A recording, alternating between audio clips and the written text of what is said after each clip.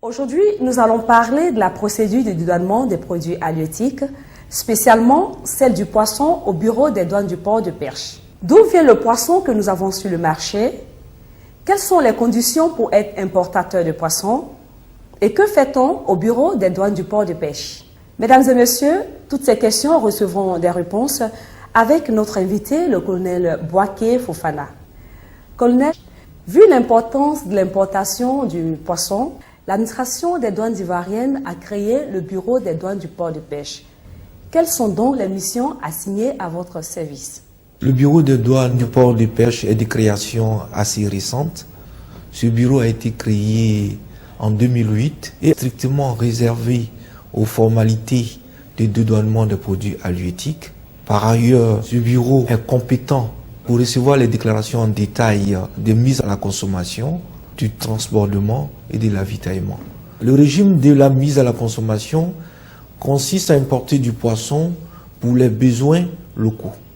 S'agissant du régime du transbordement, ce régime consiste à prendre du poisson d'un navire et à le mettre sur un autre navire pour une autre destination.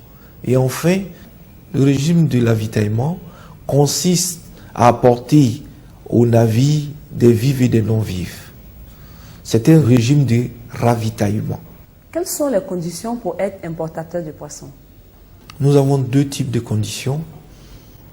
Les conditions d'ordre général, c'est-à-dire les conditions qui s'imposent à tout importateur. Ensuite, nous avons les conditions particulières, c'est-à-dire des conditions qui sont liées à la nature de l'activité et à la nature de la marchandise.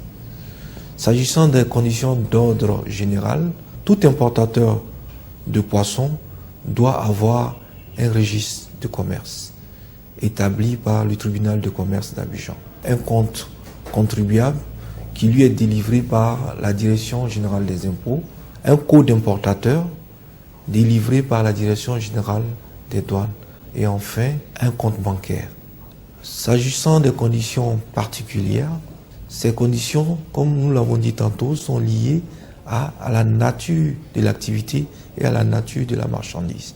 Pour exercer dans le domaine du poisson, il faut avoir un agrément qui est délivré par le ministère des Ressources animales et halieutiques. Cet agrément est institut personné, c'est-à-dire il ne peut être ni vendu ni prêté.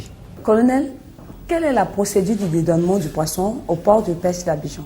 Les dispositions et formalités douanières accomplies avant la sortie de la marchandise dépendent de la nature de l'envoi. Nous avons deux types d'envois, les envois containerisés et les envois en vrac. Que ce soit les envois containerisés ou les envois en vrac, l'opérateur doit s'adresser à un commissionnaire en douane agréé qui se charge de déclarer pour son compte. Et une fois la déclaration levée par le commissionnaire en douane agréé, ce dernier dépose la déclaration en douane, c'est-à-dire au bureau des douanes du port de Perche.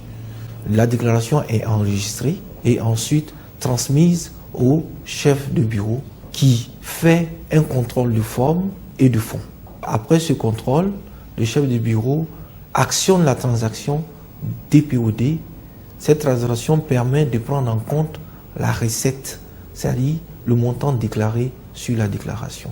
Et ensuite, la déclaration est transmise au chef de visite qui fait un contrôle approfondi et fait ce qu'on appelle une cotation, c'est-à-dire attribue la déclaration à un vérificateur qui se charge d'ouvrir le conteneur et de vérifier si les mentions déclarées sont en conformité avec l'envoi physique.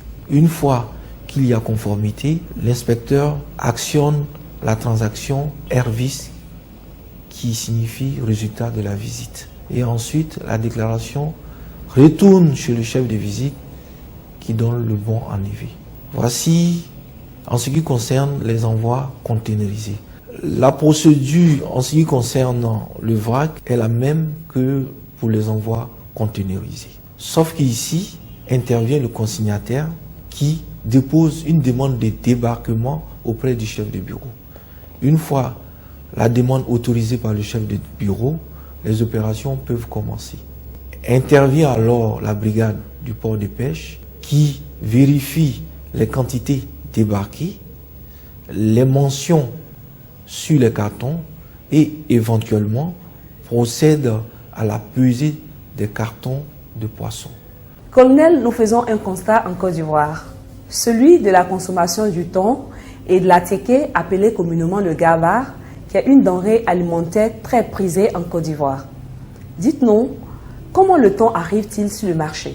L'approvisionnement du marché local du thon se fait de deux manières. Nous avons un approvisionnement direct et ensuite nous avons l'approvisionnement par l'activité de mareyage. Qu'est-ce que l'activité de mareyage? Lorsque les usiniers fabriquent des boîtes de conserve, importent le poisson, ils font ce qu'on appelle un tri en fonction du calibrage et de la qualité. La quantité non retenue qui est comestible est rétrocédée aux mareyeurs, lesquels approvisionnent le marché avec cette quantité. Mesdames et messieurs, sachons que le secteur du poisson joue un rôle important sur le plan économique.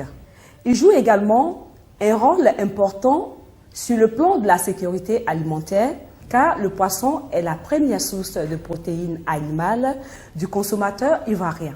Merci de nous avoir suivis et pour toute autre information, vous pouvez nous joindre aux adresses qui s'affichent au bas de votre écran.